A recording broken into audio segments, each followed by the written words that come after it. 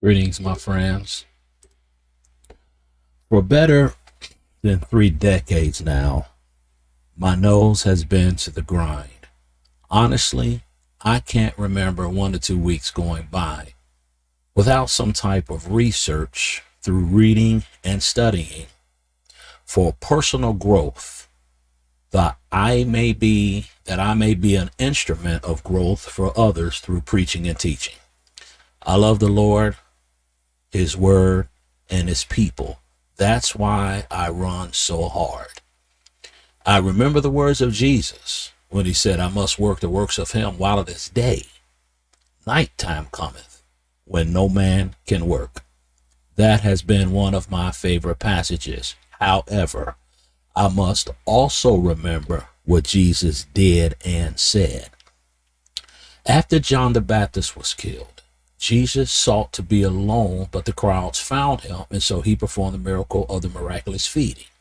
After that, Matthew 14:23 in the King James Version says, and when he had sent the multitudes away, he went up into the mountain apart to pray, and when the evening was come, he was there alone.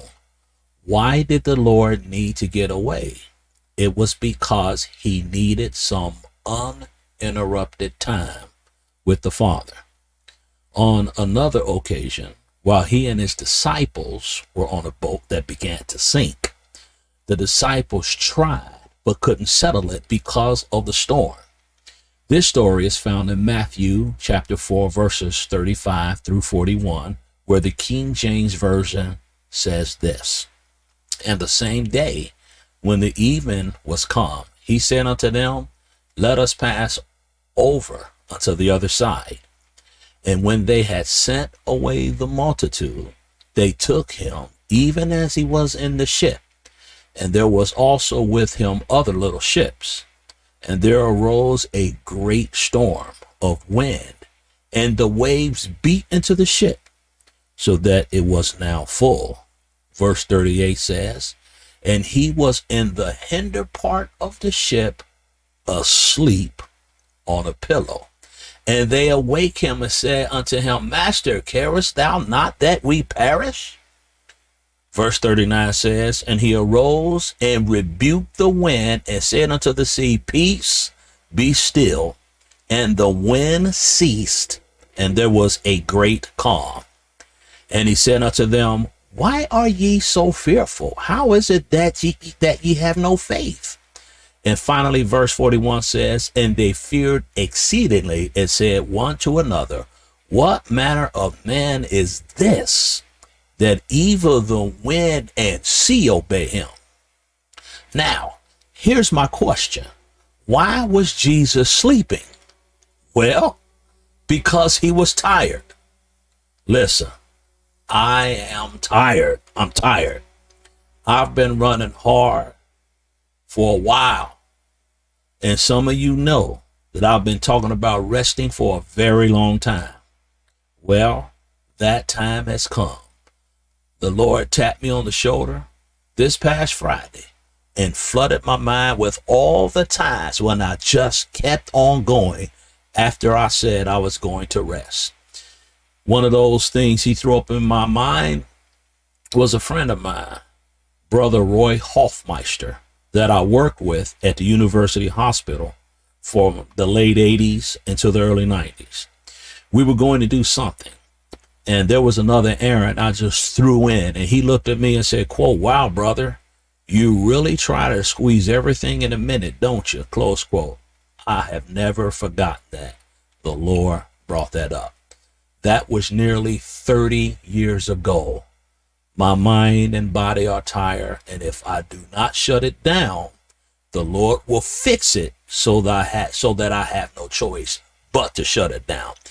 And I don't want to find myself lying up in a hospital being hard-headed. So it's time to shut it down for a while in order to rest. To my brother pastors, listen to me. Brother pastors, take your time to rest. Don't look for the time. It won't happen. Just as the people were running, coming after Jesus, they will come after you. Take your time with the Lord, your uninterrupted time with the Lord. Burnout is not a result of what you are doing, but it's a result of what you fail to do, like getting rest. During my rest and time with the Lord, I also plan to reconnect with family, friends, and acquaintances. In addition to reconnecting, I also plan on attending other churches for morning services. Where? That's totally up to the Lord. For me, this time to rest also means that I will be off social media, totally off the radar, starting right after this video post. Now, if you are a deacon or a church officer and you are not ensuring that your pastor is getting this much needed time rest, start right now, ensuring that he does.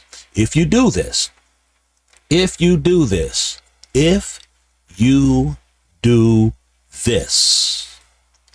Lord will bless you, your pastor, and the church for it. How long will I be off the radar? My time, Lord willing, to return will be the first Sunday in May. Pray for me as I pray for you. I love you. And with that being said, it is now time for me to turn my window to the east. Shalom, my friends.